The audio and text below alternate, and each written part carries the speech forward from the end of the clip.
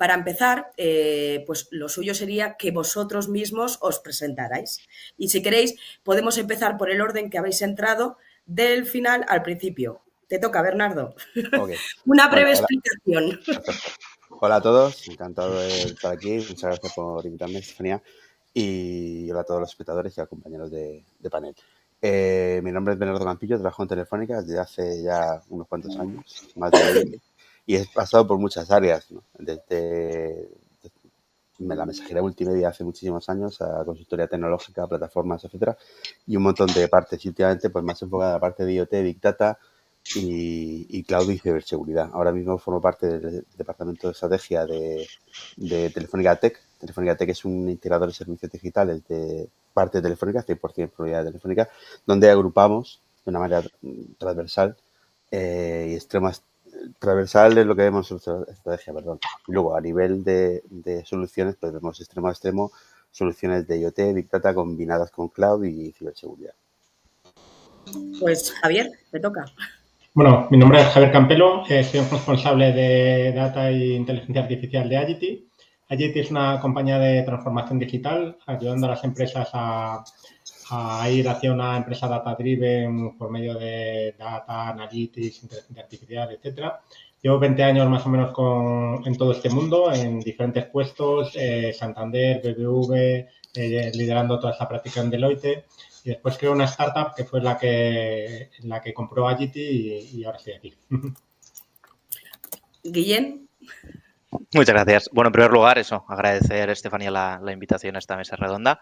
Y bueno, en mi caso, yo, si bien es cierto que no llevo mucho tiempo en CaixaBank Tech, sí que tengo un pasado, ¿no? Un background un poco en el mundo de la consultoría que me dio pues de distintos sectores, distintas visiones, ¿vale? Todo siempre relacionado con el data y analytics. Y bueno, y en el caso de CaixaBank Tech, como comentaba un poco Bernardo también, sería algo parecido, un símil, ¿vale? Es una empresa totalmente integrada dentro del grupo y nos encargamos de eso, de ofrecer las soluciones que el grupo en sí requiera, cualquiera de las empresas del grupo, en términos de tecnología, abarcando ampliamente todo lo que eso implica. Bueno, pues Juan Carlos. Bueno, muchas gracias por la invitación a estar aquí. Es un placer estar pues con todos, con este panel magnífico para hablar sobre el dato, que es algo que seguro nos apasiona a todos. Bueno, yo llevo más de 10 años, unos 12, 13 en el mundo de la consultoría. Empecé pues un poco como empezó esto, al menos desde mi punto de vista, pues con temas de business intelligence, todo el procesamiento de datos y bueno, a través de las diferentes empresas en las que he estado, pues he ido evolucionando hacia un poco más mi rol de ahora, que es un poco el de Senior Data Engineer, pues con Cloud y con herramientas de Big Data. Yo trabajo actualmente en Intelias, ya llevo algo más de un año en Intelias. Es una empresa de consultoría IT y de outsourcing internacional, que como a ellos les gusta decir es de corazón ucraniana, pero bueno, ahora está muy globalizada y tenemos, pues hay clientes en muchas partes del mundo. Y aparte tienen también una sección bastante fuerte de ingeniería, sobre todo en automoción. Y bueno, pues aquí estamos. Muchísimas gracias, así os conocen los que estén ahora en directo y que lo vean luego también los que vean de manera síncrona. Para empezar a responder a la cuestión de qué nos deparará el futuro del Big Data, comenzamos con la pregunta de ¿en qué punto de madurez pensáis que se encuentra el Big Data y la inteligencia artificial dentro de vuestros respectivos sectores? Si quieres, Juan Carlos, comenzamos contigo. Vale, sin problema.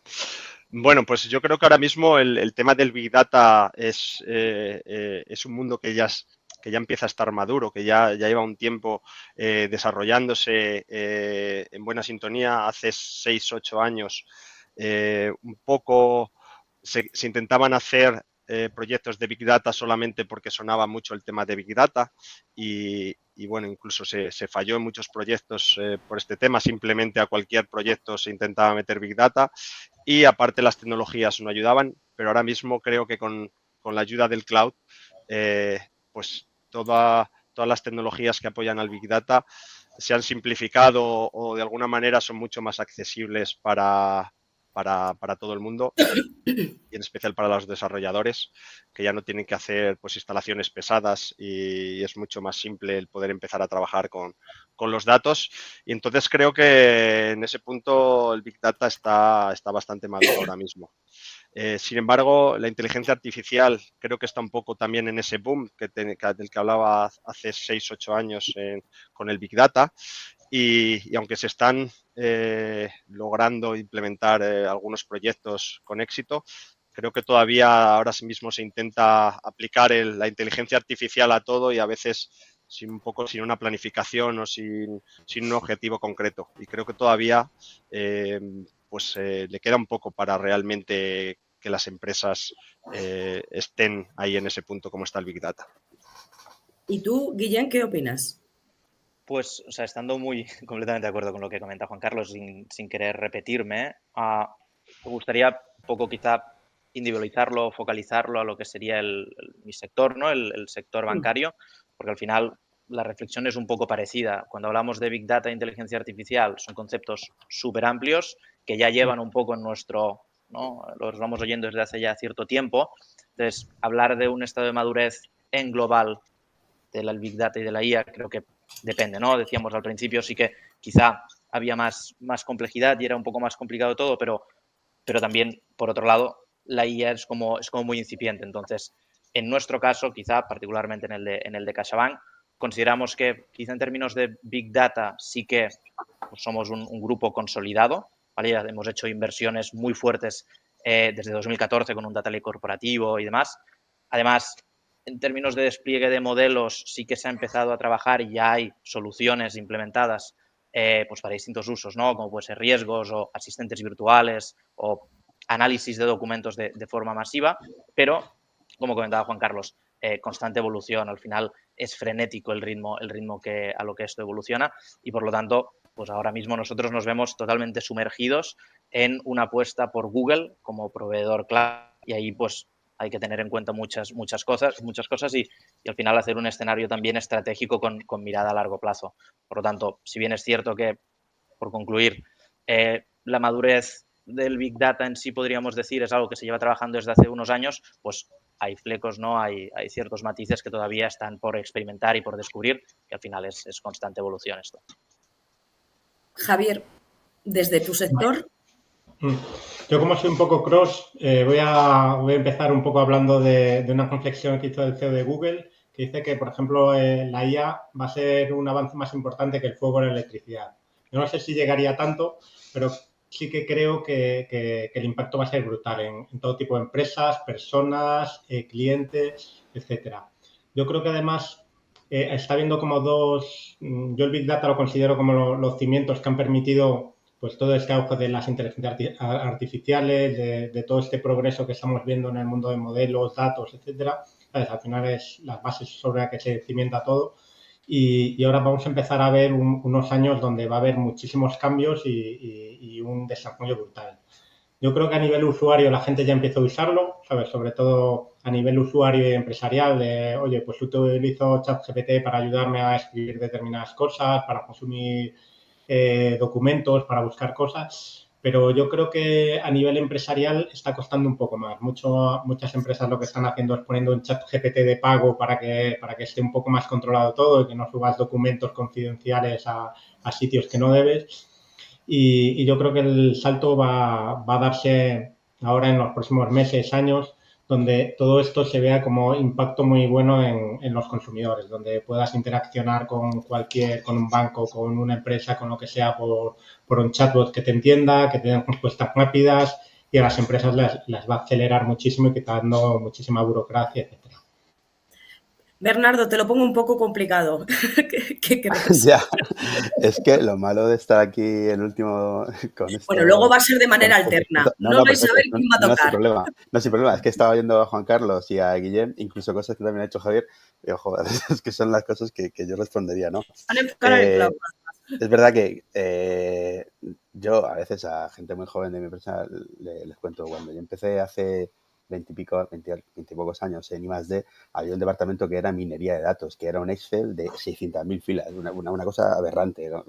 Y era pues muy manual, ¿no? Entonces, lo que habéis comentado, Juan Carlos y las tecnologías han ido evolucionando, se están apoyando mucho en la parte de cloud que permiten esa capacidad de cómputo elástica, muy flexible, muy ágil, y eso ha mejorado muchísimo. Entonces, lo que decimos, lo que llamamos Big Data, creo que también lo ha dicho Javier o Guillem, perdón, son los cimientos de lo que se está construyendo el resto, ¿no? Entonces, pero también coincido y eso está como muy trillado, ¿no? La parte de reporting, la parte de analítica un poco hacia atrás está bastante maduro, y eso hay un montón de casos de uso y mucha aplicación, pero es verdad que la IA, nosotros estamos viendo que, otra vez, como decía Javier, nosotros también somos muy transversales, trabajamos con clientes de todos los sectores de Telefónica Tech, ¿no? Como integrador de tecnologías, y entonces vemos diferentes niveles de madurez o diferentes niveles de lo interesante que son los casos de uso, ¿no? Hay como mucho hype. Antes pasaba con el Big Data, también lo habéis nombrado, que había mucho hype de tengo que hacer algo que suene a Big Data, y ahora tengo que hacer algo que suene a inteligencia artificial. Y a veces no es tan obvio. No es tan obvio y tienes que medir dónde está la inversión y el retorno, ver cómo está. Entonces, también no es lo mismo en los casos de uso o la implementación que puede tener una gran empresa con las fuentes de datos que maneja y una pequeña empresa, una pequeña mediana empresa, ¿no? Entonces, creo que el Big Data está muy maduro. Aún así, es posible que tenga, coincido con Javier, que a medio plazo puede tener evoluciones importantes o significativas, y la IA va a tenerlas seguro en el corto y medio plazo. Va a tener en la aplicación, en los diferentes sectores, en los diferentes tipos de clientes. Eso, es decir, son zonas de futuro, ¿no? Son zonas tecnológicas de futuro o ámbitos tecnológicos de futuro. Y vamos a continuar con Guillem. ¿Cuáles son los avances más emocionantes en Big Data que has observado en CaixaBank? ¿Cómo están influyendo en la manera en que operan las empresas hoy en día? Pues, a ver, también intentando no repetir, porque se van a decir muchas cosas y quizá vamos a estar dando vueltas a conceptos troncales, seguramente, pero intentando darle ahí un poco de perfilarlos de distinta manera. Al final, al estar tan en auge y desde hace tanto tiempo... Bueno, tanto el Big Data como la inteligencia artificial, o sea, en conjunto. Correcto. Al final ahora ya en el panorama hay muchos actores y muchas herramientas. Entonces, personalmente opino que realmente ese catálogo, esa oferta de soluciones, es como que es muy emocionante el poder estudiarlas, el poder ver cuáles realmente se pueden aplicar, qué es lo que ofrecen, ¿no? Antes, seguramente hace unos años, pues te tenías que quedar con lo que había, y ahora al final todos los proveedores te ofrecen un servicio en concreto y tienes que compararlos. Creo que eso es muy emocionante. También, sobre todo los hyperscalers, ¿no? Todos los proveedores cloud, el tema de los servicios gestionados. Eso, para empresas grandes, sí que lógicamente pues limita problemas que había en el pasado, ¿no? De que tú tenías que comprar quizá un CPD o un servidor para hacer ciertas cosas, pero sobre todo, y como comentaba Bernardo, que creo que es un punto de vista importante a tener en cuenta, para las empresas pequeñas. Al final, esos servicios gestionados lo que permiten es que las empresas, grandes o pequeñas, pero en este caso las pequeñas, pues puedan hacer esa apuesta sin un riesgo y un compromiso económico tan grande como seguramente se hacía antes. Y por mencionarlo, aunque lo vamos a decir muchas veces, en términos de emocionante, la IA generativa, los modelos de lenguaje natural, al final las aplicaciones infinitas que eso pueden tener. Y nada, y en términos de operativa, pues ya más en el sector, al final creo que todo va en pro de la democratización de la información y de entender, como ya llevamos unos años haciendo, que realmente el dato tiene que ser un pilar y tiene que ser una variable en la ecuación a la hora de tomar decisiones, ya con las 1001 soluciones que se nos puedan ocurrir o que seamos capaces de implantar. Bernardo, ¿cómo está influyendo o qué estáis observando en Telefónica y cómo está influyendo en la manera de operar? Pues si me voy nosotros lo vemos, como he dicho antes, lo vemos en todos los sectores, ¿no? Pero, por ejemplo, empiezo por el que parece más natural, que todo el mundo le resuena, de Telefónica, que es la telco, las operadoras, ¿no? Las operadoras están empezando a utilizar mucho esto en la parte de planificación, monitorización y gestión de red, y la propia operación. Cosas que antes eran un poco manuales, o que tenías que tener un montón de gente mirando y configurando de manera manual, pero de manera experta, la red para los balanceos de carga, etcétera. Esto se está haciendo ya con IA, con inteligencia artificial, y incluso la generativa nos va dando patrones de qué hacer antes, ¿no? Entonces, bueno, el mantra es que intentaremos predecir que va a haber problemas en la red, ¿no? Agrupando diferentes fuentes de datos y diferentes casuísticas, adelantarnos a los problemas y minimizar las caídas de servicio, etcétera, ¿no? Eso, la parte del costo, es bastante importante. Y luego, como decía, desde el Telefónica Tech servimos a todo tipo de sectores y vemos cosas como, no sé, el agua, las utilities de agua, por ejemplo, en España, por los cambios de regulación, los fondos europeos, digitalización, etcétera, han aumentado mucho el uso de sistemas digitales. Los medidores, contadores de agua conectados, y luego la inteligencia artificial, el Big Data y el recolectar datos en toda la cadena. Eso hace que, por ejemplo, se detecten fugas de agua, que hace tiempo era imposible, ¿no? Cuando el agua era una cosa que venía un señor cada 2 meses a un cuarto con telarañas, apuntaba unos números y se iba. No sabía, se sabía que se estaba perdiendo agua, pero no sabía ni siquiera muy bien cuánta ni dónde. Entonces ahora, teniendo digitalizada la cadena, somos capaces de predecir, de saber, dónde están esas fugas y minimizarlas. Y luego otra cosa que están haciendo las utilities es utilizar inteligencia artificial para predecir la demanda. Si tú sabes la demanda que vas a tener mañana de agua, eso les permite ajustar mejor la presión en la red secundaria, y etcétera, una serie de unas válvulas enormes que hay por ahí. Eso, ajustándolo, hace que el servicio siempre sea continuo, perfecto, y les minimiza pues riesgos y paradas. Eso, por ejemplo, en el tema del agua. Pero, por ejemplo, si nos vamos a cosas incluso más pequeñas, ya la mayoría de muchas empresas, de mediana a grande sobre todo, pues tienen un CRM, ¿no? Una gestión de clientes, una cartera de clientes. Estamos viendo cómo empiezan a aparecer casos de uso de inteligencia artificial que, cogiendo información de los clientes en LinkedIn, de noticias, etcétera, agrupan y generan un plan comercial. De manera que los comerciales, sobre todo lo vemos en mediana y gran empresa, a sus clientes son capaces de mejorarle el proceso comercial, ¿no?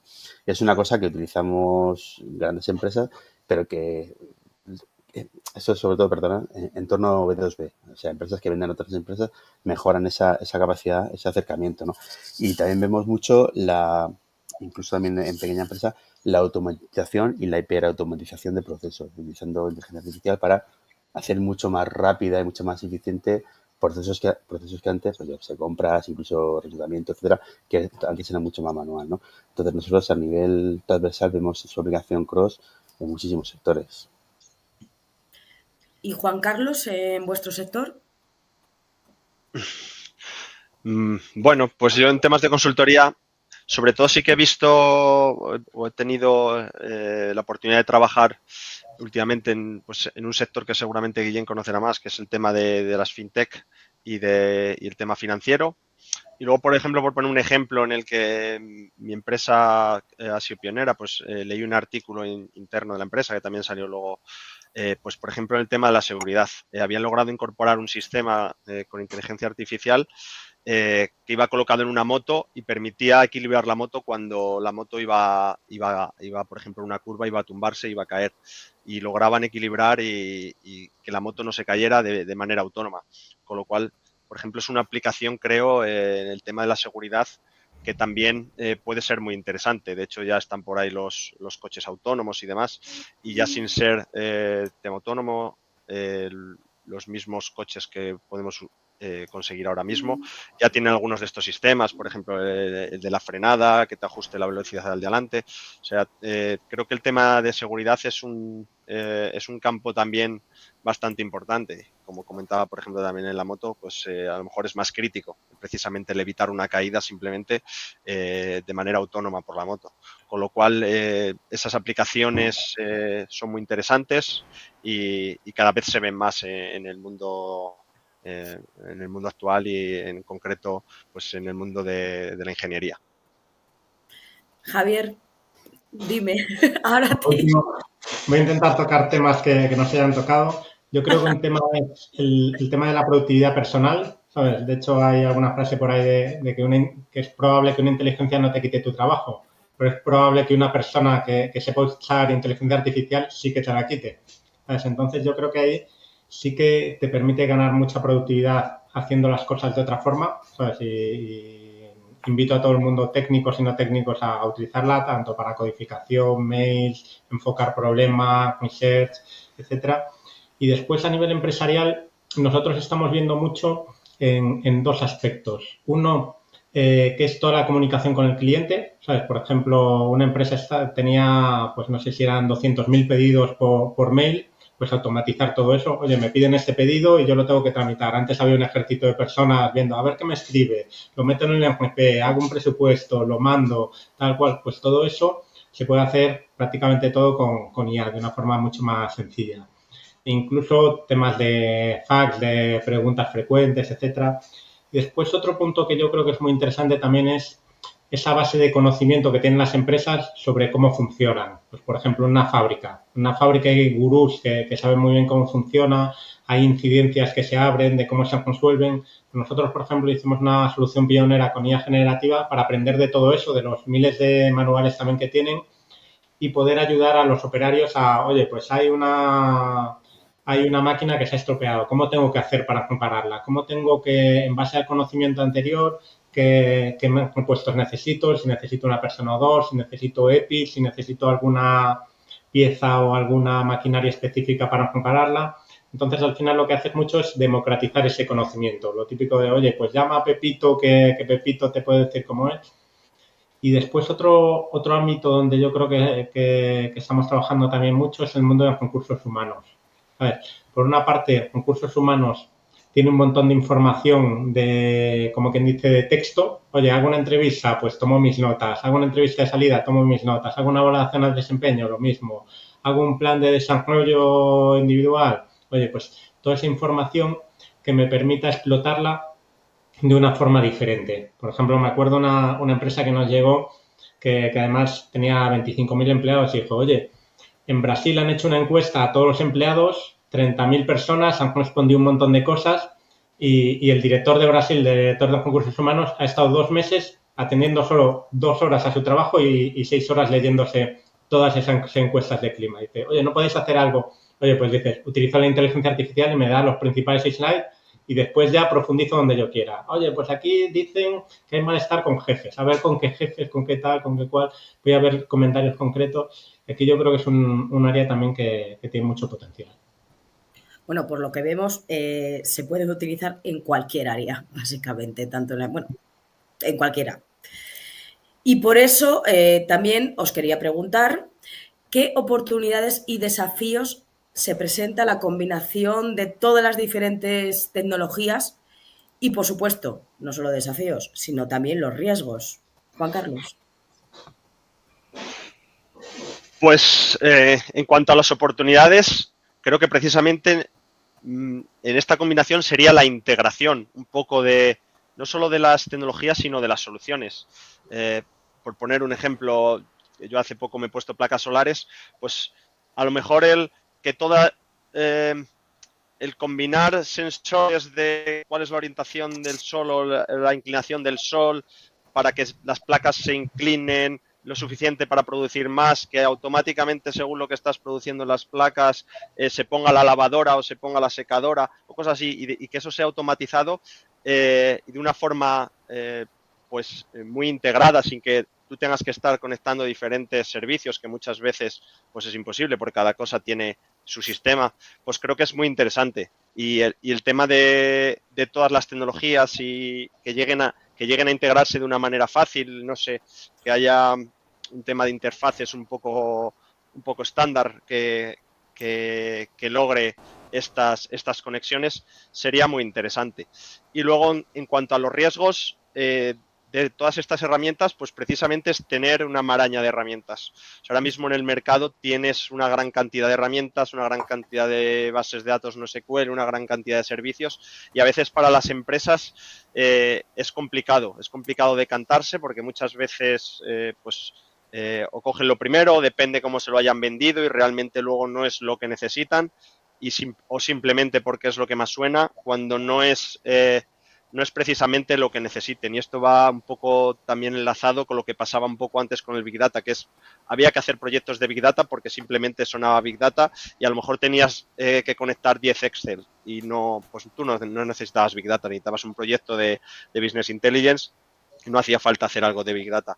Y un poco con las tecnologías puede pasar eso, el solamente meter tecnologías y herramientas por meter y puede ser un riesgo para las empresas, sobre todo que a lo mejor no tienen un conocimiento alto de esto dentro de la empresa y bueno, pues al final los comerciales van a vender su herramienta, la van a vender bien y puede llegar a ser algo perjudicial para estas empresas. Javier, ¿qué opinas? ¿Cuáles crees Pues, que pueden ser? yo uno de los riesgos que decía Juan Carlos lo veo también como una oportunidad muy buena. Dices, al final hay una diversidad de tecnologías dentro de una compañía. Yo me acuerdo cuando había listados de un montón de empresas donde tienen 100 software diferentes trabajando. Y una oportunidad ahora con el tema de las ideas generativas, pues no una capa por encima que controle todas estas. Dices, si en concursos humanos tenemos la nómina, tenemos para el parte de horas, las vacaciones, tal, todo eso, pongo una capa por encima y ya se conectará con todas ellas. Y empiezo a quitarle complejidad a la empresa, ¿sabes? E incluso muchas veces ya puede incluso ayudarte a migrar determinadas tecnologías. Oye, pues tengo COBOL o tengo Java, tengo no sé qué. Oye, pues lo voy a migrar a alguna tecnología más moderna para no tener esa obsolescencia. Y después otro tema que yo veo como una oportunidad, veo infinitas oportunidades para las empresas para mejorar eficiencia, para dar nuevos servicios de valor añadido, para inventarse en cómo ofrecen todo esto. Pero yo veo también sobre todo en las empresas pequeñas o poder hacer nichos con muy poquito dinero. O sea, yo me acuerdo cuando empecé, hace 20 años, pues el Santander, Bankia, CaixaBank, etcétera, tenían una infraestructura brutal y con eso podían hacer mejores modelos, tener más datos, tener mucho más conocimiento del cliente. Hoy por hoy, estos modelos hasta los puedes utilizar en tu portátil de casa o llamando a una API de OpenAI o haciendo determinadas cosas, con lo que se ha democratizado el acceso a tecnologías súper potentes. Antes solo los grandes podían acceder a ellas, ahora cualquier persona con una buena idea puede montar una empresa y que le vaya francamente bien. Bernardo. Pues coincido bastante con lo que han mencionado, ¿no? Nosotros como oportunidad vemos poder ofrecer servicios de mayor calidad, de mejor valor añadido y de manera más eficiente, combinando un montón de tecnologías, ¿no? Como también han dicho Juan Carlos y Javier. Un riesgo que vemos nosotros, y esto lo estoy comentando con compañeros, bueno, que hace poco nos hemos encontrado en algunos casos, el riesgo es el hype. Es que los clientes a veces están muy influidos, nosotros mismos también, estamos muy influidos por el ruido mediático, por el hype de lo que se puede hacer, ¿no? Y nos estamos encontrando con cursos o clientes que lo que quieren es un servicio con unos condicionantes económicos atendiendo a unas supuestas eficiencias que se pueden generar que no sabemos si se van a dar, ¿no? Por ejemplo, antes creo que era Juan Carlos, bueno, o Javier, ha mencionado lo de los centros de operaciones, estos que están un poco, que basándose en las guías, en el histórico, en lo que está pasando en el día a día, a un operador de nivel 1, pues le dan, le dicen los pasos a seguir o facilitan esto, ¿no? Entonces, pues no sé, hay gente que ha leído, clientes que dicen, no, pero es que yo he leído que donde antes hacía falta 5 personas, ahora vale con 1. Así que te voy a pagar 5 veces menos por los recursos de ese tipo de operación. Bueno, sinceramente no está totalmente demostrado que no hay evidencia suficiente para decir que eso sea siempre 5-1, ¿no? También depende de muchas casuísticas, ¿no? Entonces, bueno, como riesgo, como oportunidad, esto es lo que han dicho los compañeros, por supuesto, como riesgo pongo encima de la mesa el que el hype llegue a estrangular un poco los modelos o la inversión, ¿no? El que el proveedor de servicios asume un riesgo que el cliente cree que ya no es suyo. Es como, no, es que esto me han dicho que es 5 veces más barato. Entonces, bueno, que lo tengamos ahí un poco en mente, que el hype todavía no está aterrizado y que hay cosas de eficiencia que seguro que están, pero que no sabemos si son 5 o 3. Entonces, bueno, Solo quería resaltar un poco esto. Por no repetir todas las oportunidades que han dicho, que estoy aquí poniendo de acuerdo. Ahora le toca a Guillén. A ver, ¿qué nos cuenta, qué oportunidades y riesgos? A ver qué nos queda.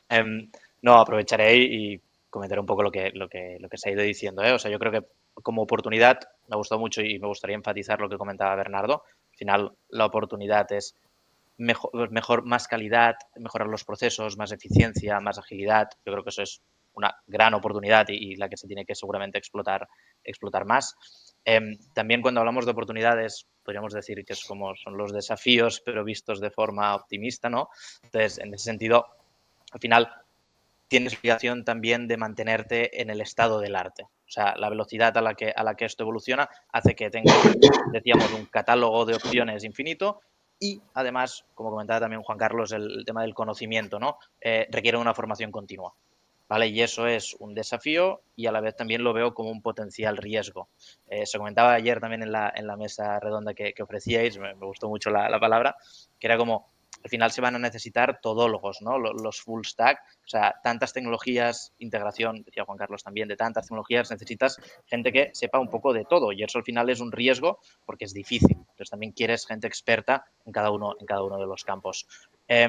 Otro riesgo, creo que no se ha comentado, es en ese sentido la obsolescencia que también va a aparecer de las soluciones, de las herramientas, de las tecnologías que van saliendo. Al final, un poco la curva del hype que se decía, hay soluciones que han salido, parece que van a funcionar, luego no funcionan.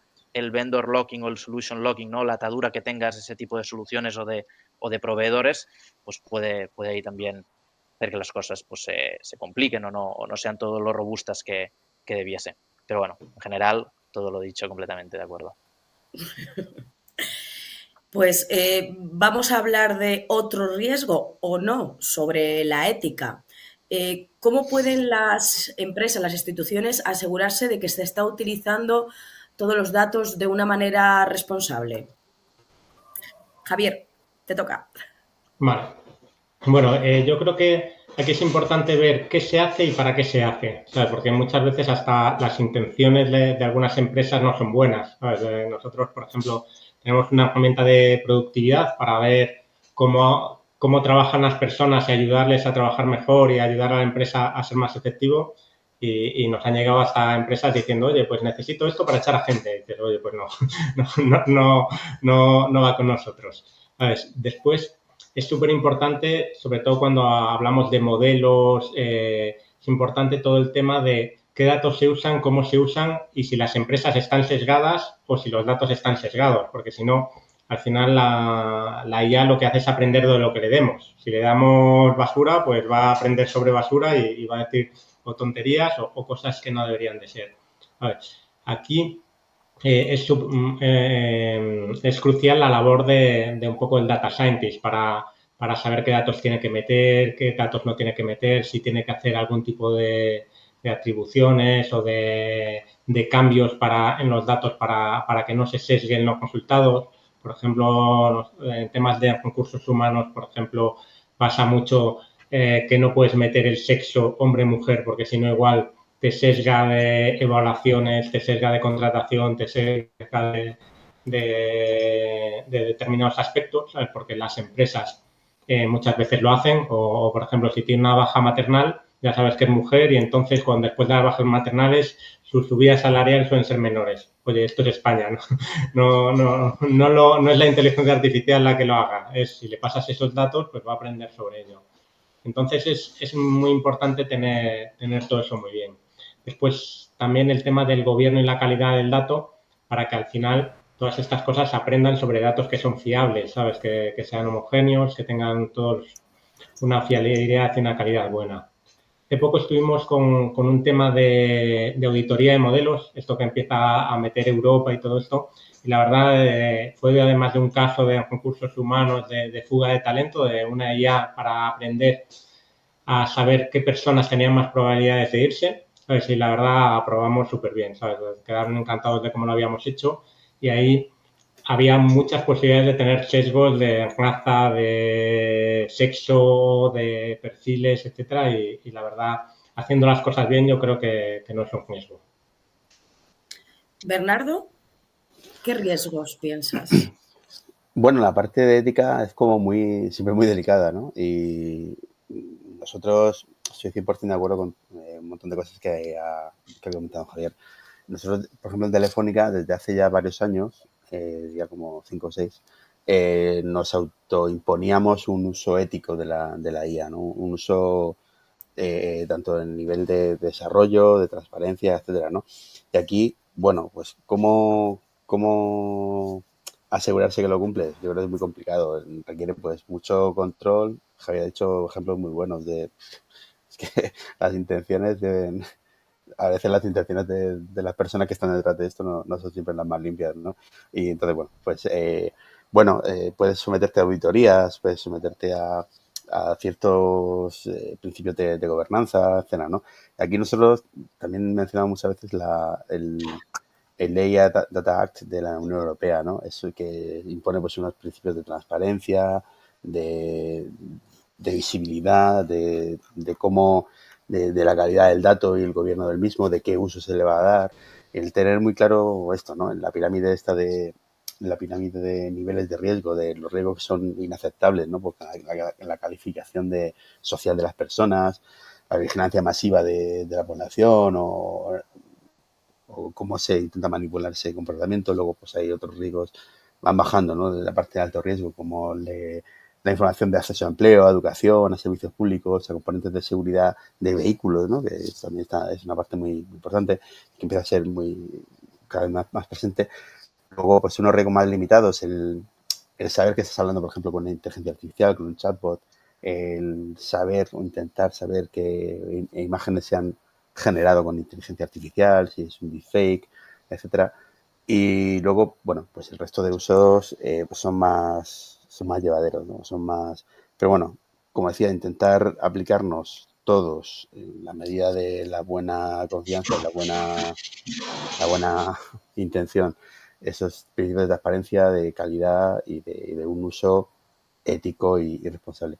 No es, no es- no hay- Creo que no hay una solución mágica, porque si ese ejemplo que ha puesto Javier dan con alguien que no les para los pies, pues, o que lo implementa, pues bueno, pues habrían tenido una herramienta que podría mejorar la facilidad de despido de esa empresa. No sé si no lo veo una solución obvia o trivial a día de hoy. Guillén, ética.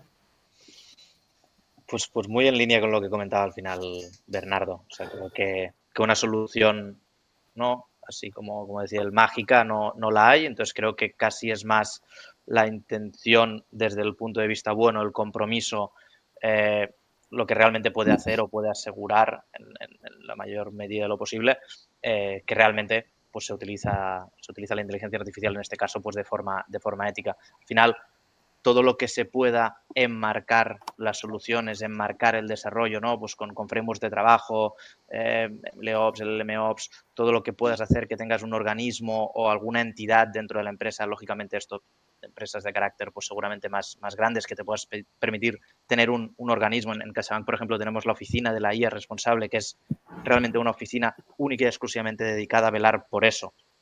Siguiendo mucho, también comentaba Bernardo, con el IAC, ¿no? que es este nuevo marco, esta nueva legislación que salió a finales del año pasado, que lo que pretende un poco es eso, es gobernar y legislar con la mayor medida posible todas estas soluciones. Entonces, también pues, sacar provecho de lo que creo que es algo que ya empieza a existir y que creo que va a ser también un punto diferencial para los proveedores cloud, en este caso los proveedores de soluciones, que es que realmente proporcionen soluciones que te permitan tener una mayor visibilidad y un mayor control. Ya empiezan a, de alguna manera, darte como resultados o como respuestas, pues, tendencias de sesgo que tú luego puedes utilizar para ver si o monitorizar y hacer esas auditorías que comentábamos.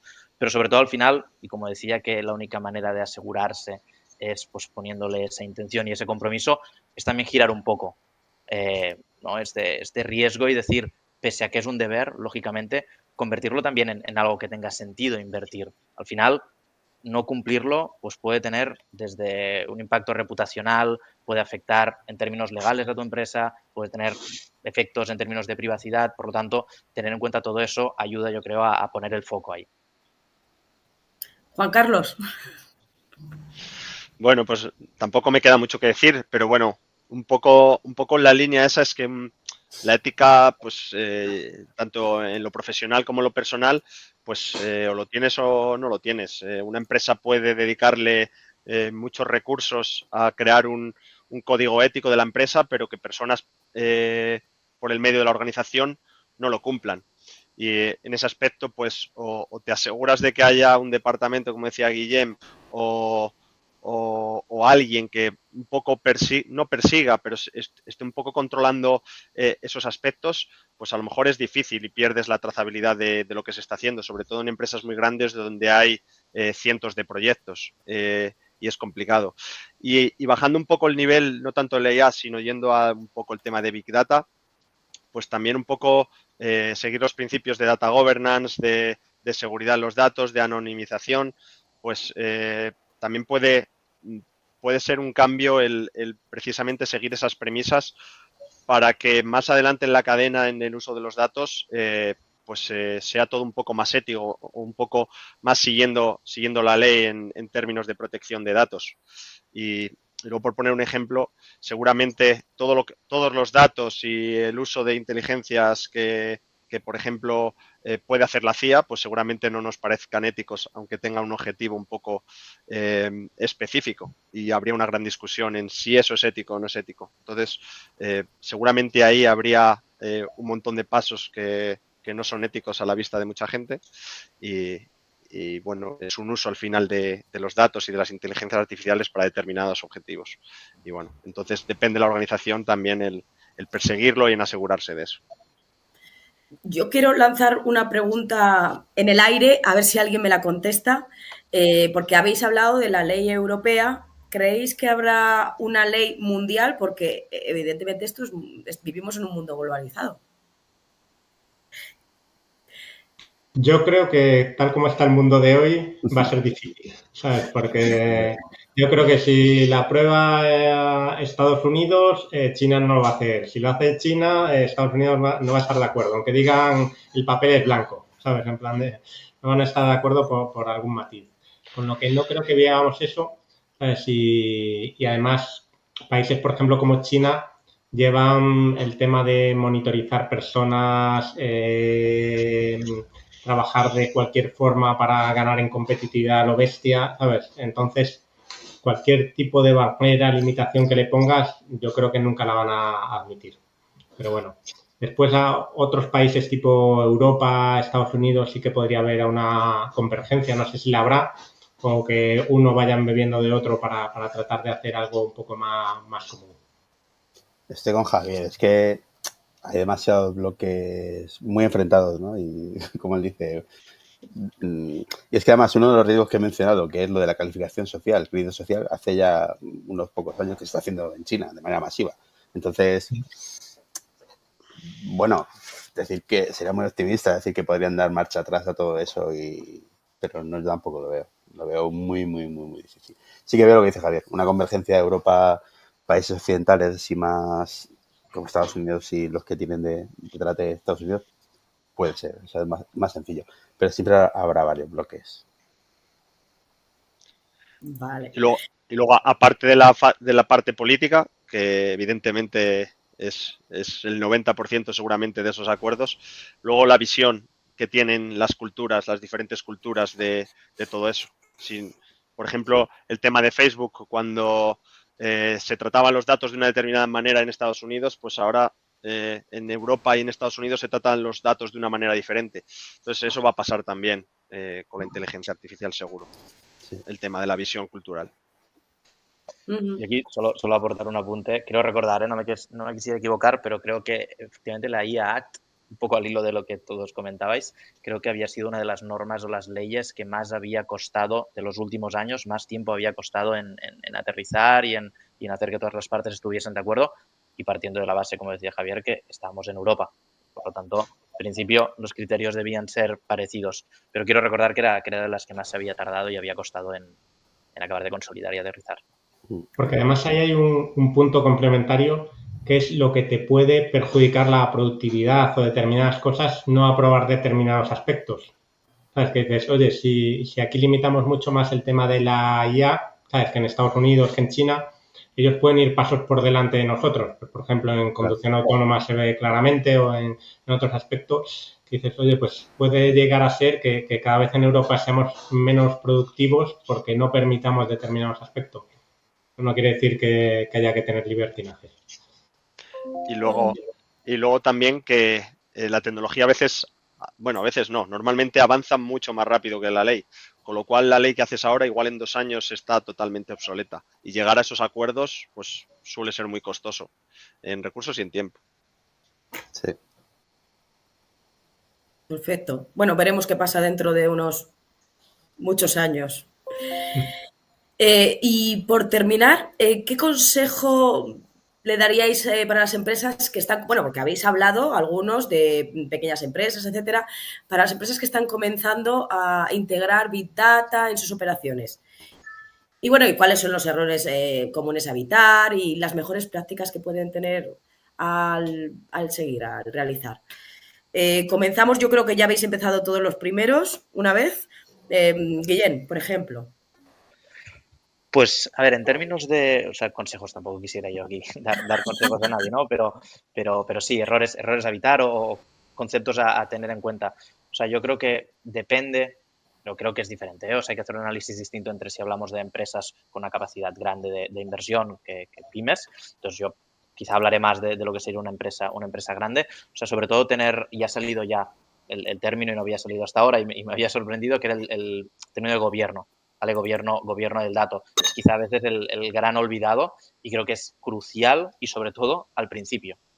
O sea, en el momento de poner los cimientos de cualquier solución o cualquier arquitectura o plataforma que se pretenda levantar y otros conceptos como pues escalabilidad, operabilidad y simplicidad. Es decir, no nos vayamos siempre a lo más complejo. Es decir, es importante no confundir robustez con rigidez, que es a lo que te lleva pues las múltiples tecnologías que comentábamos. Entonces, siempre tener la simplicidad como algo que es positivo en el diseño de las soluciones. Luego, equipo humano. Estamos hablando muchísimo de tecnología, pero sobre todo equipo humano creo que es algo que se tiene que tener muy en cuenta, el talento, la experiencia y capacidades técnicas, pero no solo eso, sino también la visión funcional, la visión más de negocio, realmente el para qué. Entonces, una buena práctica para mí sería intentar ir al máximo posible de la mano de quien va a ser el consumidor de la solución. Es decir, del usuario de negocio, en nuestro caso del gestor de las oficinas, intentar siempre tener su opinión allí en el radar y como en el centro, ¿no? Hacerlo usuario céntrico lo máximo posible. Y si tiene, en términos ya de proyecto, ¿no? Si se está empezando y pretende que esto sea un proyecto a largo plazo, pues importante el compromiso entre lo táctico y lo estratégico. Es decir, no siempre sacrificar por un resultado inmediato, ¿no? Que sería algo, pues, un planteamiento un pelín más táctico y siempre tener en el punto de mira hacia dónde se quiere ir, ¿no? El componente más estratégico. Juan Carlos. Bien, pues la verdad es que muy en línea con lo de Guillem. Y luego yo creo que sobre todo como un poco a lo mejor consejo o buena práctica, sobre todo para empresas un poco medianas, es empezar con pequeñas pruebas de concepto, pequeños proyectos que te permitan ver qué retorno estás obteniendo, cómo tus equipos o tu empresa está trabajando, está llevando a cabo este proyecto y luego ya crecer hacia objetivos más ambiciosos, proyectos más ambiciosos. Y como por nombrar un error que a veces está bastante olvidado, es el tema de la gestión de la resistencia al cambio dentro de la empresa. Muchas veces quieres crear un proyecto muy interesante, pero está boicoteado internamente dentro de la empresa porque no se ha llevado correctamente esa gestión de la resistencia al cambio de los equipos, de los diferentes departamentos, y hay veces que pueden tirar al traste auténticos proyectos de millones solamente por este tema, porque tienen miedo a perder su trabajo, no les gusta cómo se va a hacer lo nuevo porque ellos estaban acostumbrados y llevan 10 años haciéndolo de una manera y se les va a cambiar la manera, y esto creo que es importante y no se tiene en cuenta lo suficiente cuando se afrontan proyectos con estas tecnologías y sobre todo en tecnologías avanzadas. Y Bernardo, ¿qué piensas? Pues también muy alineado con lo que han comentado tanto bien como Juan Carlos. Ha habido una palabra que se ha dicho al principio, data driven, no recuerdo exactamente quién lo ha dicho, pero es una cosa que nosotros también decimos mucho, lo de una cultura orientada al dato, ¿no? Que como dice Juan Carlos, nosotros también nos encontramos muchas veces con un boicot interno casi, ¿verdad? De eso siempre se ha hecho así, ¿para qué lo vas a cambiar ahora? Me dicen que las eficiencias, a todos nos suena eficiencia a reducción de plantilla, ¿no? Entonces, eso es un riesgo o una cosa un poco a tener en cuenta. No sé si complementa un poco lo que han dicho Guillem y Juan Carlos, pero nosotros siempre decimos a todas las empresas de cualquier segmento, cualquier tamaño, y es que no intenten comerse el elefante de un bocado, ¿no? Hay que ir rebanándolo y, como decía Juan Carlos, hacer poco a poco. Primero, tener un poco en la cabeza, no sé si es un trabajo de consultoría, un poco de una revisión interna de cuáles son tus posibles áreas de mejora, qué datos tienes, qué disponibilidad tienes y recursos técnicos, soluciones, etcétera, ¿no? Entonces, un poco con eso, hacer un plan e ir acometiéndolo poco a poco. No puedes hacer de un día para otro una transformación total de una empresa, sea cual sea su dimensión, para orientarla al dato. Entonces, ir poco a poco. Diría que es como una mejor práctica, una recomendación para empresas de todo tamaño. Centrarse, hacer un poco un ejercicio de no ir a lo loco, decir, es que tengo que hacer algo de Big Data, tengo que hacer algo de IA, que se ha dicho también durante la sesión. Tengo que hacer lo que necesite hacer y en este orden, y con este plan y con esta visibilidad de recursos y con este retorno, que también lo ha comentado Juan Carlos, ¿no? Entonces, poco a poco, no ir a lo loco. Javier, a pesar de la resistencia de las personas a la implementación de nuevas tecnologías, ¿hay alguna otra cosa más? Yo creo que aquí hay una frase que me gusta mucho de piensa en grande, empieza en pequeño y escala rápido. ¿Sabes? Que yo creo que lo define muy bien. Yo creo que hay que pensar muy bien en los casos de uso, necesidades de las diferentes empresas para tener, como quien dice, un roadmap, pues, de hacia dónde queremos ir, cómo quiere ir la empresa. Calcular también muy bien el ROI, ¿sabes? Y hacer muy partícipes a todo el mundo para que eso sea algo de todos, ¿sabes? Tratar de minimizar esas fricciones. Nosotros para hacer esto muchas veces en empresas que quieren empezar, que no saben muy bien por dónde ordenar las ideas, lo que solemos hacer es, le llamamos unos data lab, ¿sabes? Donde primero hacemos una sesión de concienciación donde le explicamos todo lo de la IA, casos de su empresa, casos que podrían ser interesantes, los hacemos volar mucho, hasta dónde podrían llegar y a partir de ahí después tenemos una sesión de trabajo más de design thinking para ordenar estos casos de uso, estas ideas locas también que tiene mucha gente. Oye, pues a mí me encantaría tener esto que hiciese tal cosa. Oye, pues clasificamos todo eso, al final lo ordenamos, trabajamos con los casos y hacemos un roadmap de casos de uso. Y entonces se van implementando poco a poco en función del ROI, en función de la dificultad, en función de que sean habilitadores para nuevos casos de uso y así.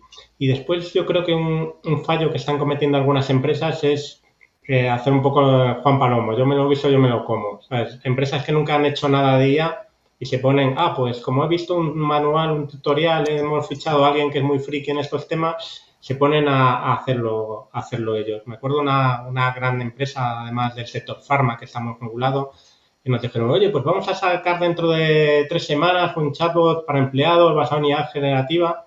Y dijimos, oye, y le empezabas a hacer 3 preguntas de seguridad y no tenía ni idea. Y dice, pues no sé. Al final terminamos ayudándonos a ponerlo en productivo porque incluso la primera pregunta que le preguntabas por la propia empresa daba datos que estaban mal. Y dices, oye, pues vamos a entrenarla con datos tuyos, vamos a hacer que las principales preguntas que vayan a hacer, que por lo menos lo responda bien y vamos a tener una capa de seguridad que sea esto muy robusto, que no puedas interceptar los datos que se mandan o si pones información privada que no tenga todo el mundo acceso y securizar mucho la plataforma. Entonces eso, tratar de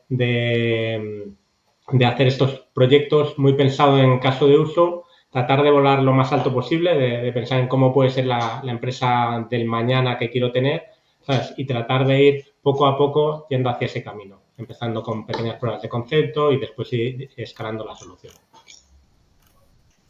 Entre todos, más o menos, habéis dado unas pequeñas pinceladas de qué nos deparará el futuro del Big Data. No sé si a lo mejor de manera muy breve, ya que el tiempo apremia, ¿querríais incluir o comentar algo más que creéis que pueda ser de importancia? De manera así breve. Si no, pues no pasa nada. De todo lo que se ha hablado. Yo creo que esto es una ola, pero no como muchas otras, no es de las que se vaya a caer en el olvido, sino que es una nueva realidad, como fue el PC, como fue el smartphone, como fue Internet. A ver, yo creo que es súper importante entender cómo nos puede ayudar, ¿sabes? Y cómo le podemos sacar el máximo partido, tanto a nivel personal como a nivel empresarial, ¿sabes? Hay gente más técnica que dice, oye, pues a mí me encantaría hacer estas inteligencias artificiales enfocadas en casos de uso súper chulos y súper diversos, pero también en las personas que son más de negocio, más de entendimiento, que dices, oye, pues aquí tengo una idea y cómo podemos llevar a cabo con perfiles técnicos más especializados. ¿Alguno querría? Así. A mí me gustaría poner en valor un poco, que va a enlazar a todo, es poner en valor precisamente los profesionales con conocimiento. Al final, el conocer todo esto, conocer estas tecnologías y la implantación de estas tecnologías lleva mucho tiempo de estudio, de trabajo, de experiencias. Y hay veces, pues bueno, que ves cursos, oye, pues experto en Big Data en 3 semanas. Y evidentemente en 3 semanas podríamos estar hablando solo de cosas sin tocar nada. Así que me gustaría poner en valor precisamente el conocimiento, la experiencia de los profesionales, que al final son los que te llevan a tener un proyecto que sea exitoso y que sea satisfactorio y con las mejores prácticas. Estoy con Juan Carlos y creo que también por el historia que tiene Javier y seguro que Guillem, es que eso hay que ponerlo en valor, porque Telefónica Tech ahora está integrando profesionales que llevan esto desde hace mucho tiempo y con mucha experiencia y que han visto pasar muchas cosas, incluso esas olas tecnológicas y cómo se aplican ahora mismo, ¿no? Entonces, ese ir de la mano, ese ir poco a poco, ese entender qué tienes que hacer para no cometer los errores que comentaba antes Javier, pues es que también hay que ponerlo en valor, ¿no? La experiencia y el que es una cosa que no se va a ir, efectivamente, como dice Javier, pero que es surfearla o que es subirse a esta ola de una manera un poco ordenada y sabiendo lo que hace. Sí, y ya por cerrar un poco, pues al final yo creo que nos depara el futuro es imaginación. Yo creo es que todo lo que seamos capaces de imaginarnos, la tecnología seguramente ha dejado de ser el limitante y aquello que nos ata, y al final pues casi que somos nosotros mismos, los profesionales en este caso, los que vamos a poner los límites. Sí. Mil gracias a los 4, Juan Carlos, Guillem, Javier, Bernardo. Muchísimas gracias por acompañarnos esta tarde y bueno, y a los que nos estáis viendo y a los que nos veréis, espero que lo disfrutéis tanto como lo hemos disfrutado nosotros. Muchas gracias a todos. Muchas gracias. Muchas gracias. Chao. Hasta luego, adiós. Luego. No.